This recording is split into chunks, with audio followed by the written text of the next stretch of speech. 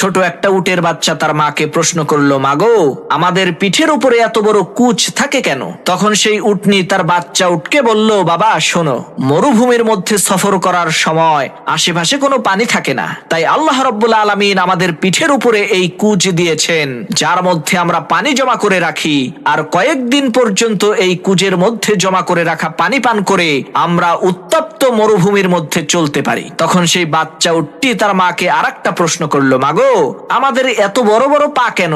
তখন সেই মা উটনিটি বলল, বাবা, আমাদেরকে মরুভূমির মধ্যে অনেক দূরে দূরে সফর করতে হয়, তাই আল্লাহ রাব্বুল আলামিন আমাদেরকে বড় বড় পা দিয়েছেন, যাতে আমরা খুব দ্রুতই রাস্তা অতিক্রম করতে পারি। তখন বাচ্চা উটটি বলল, মা, বুঝতে পেরেছি, এখন বলো আমাদের চোখের সামনে এত বড় বড় পাপড়ি কেন?